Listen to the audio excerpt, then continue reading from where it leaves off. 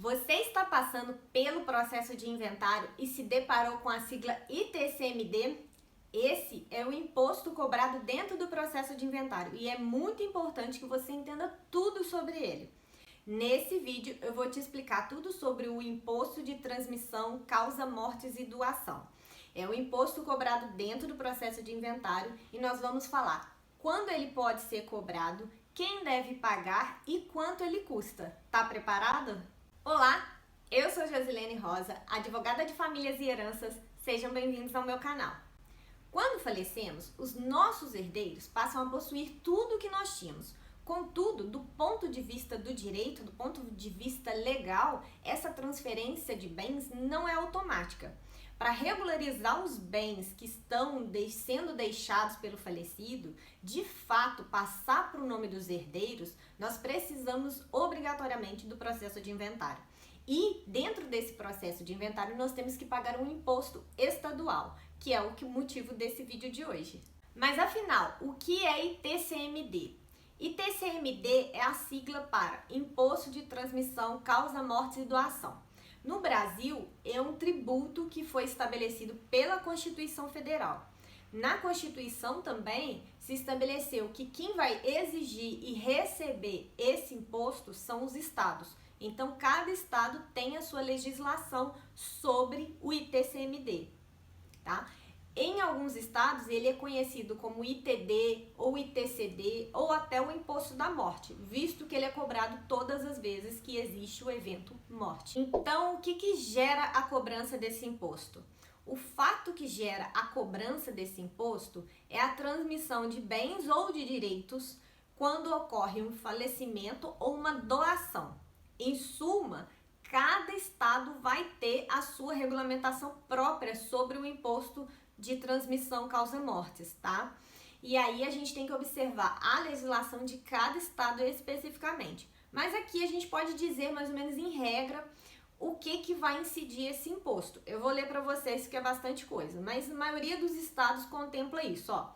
Bens imóveis rurais ou urbanos, os automóveis, ações e cotas sociais de empresa, título de clube, títulos de créditos e processos judiciais, ativos e aplicações financeiras, o dinheiro em conta, barco, joia, obra de arte, animais selvagens, por exemplo, bois, cavalos, dentre outros que, como eu falei, a gente tem que olhar a legislação de cada estado.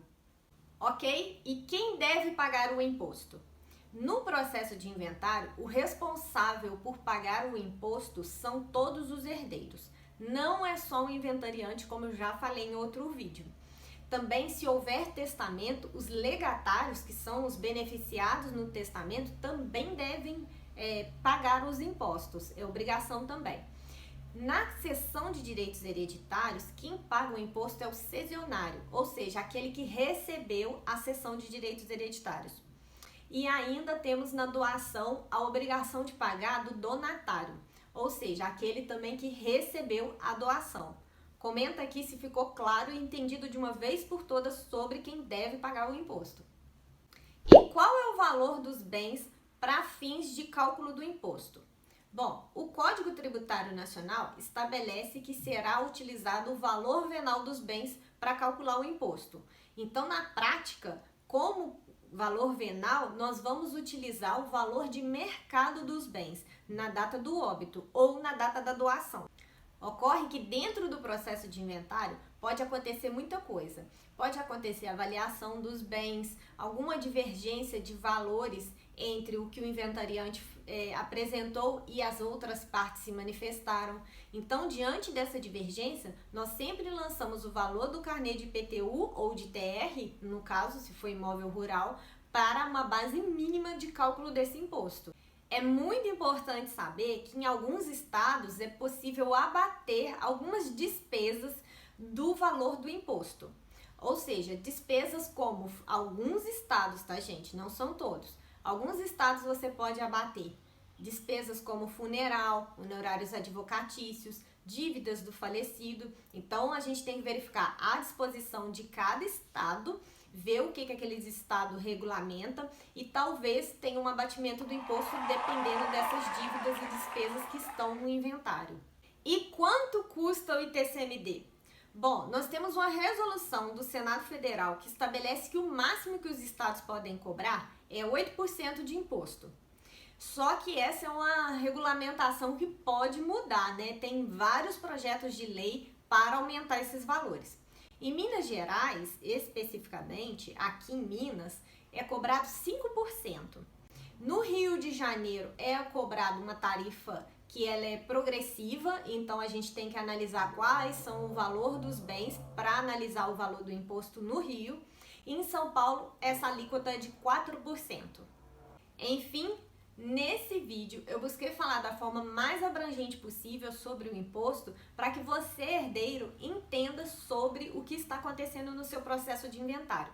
Mas essa legislação, ela é muito ampla e ela é específica de cada estado. Então eu fiz um post lá no blog falando sobre isso, deixando mais detalhes por escrito. Acompanhe também aqui o canal porque eu vou fazer novos vídeos sobre esse tema do imposto. Vou falar sobre os prazos e multas por descumprimento. Considere se inscrever no canal, deixe seu joinha, compartilhe os vídeos, me acompanhe nas redes sociais, eu vou deixar aqui embaixo meu Instagram. Lá eu também falo só sobre processo de inventário. O vídeo fica por aqui, tchau!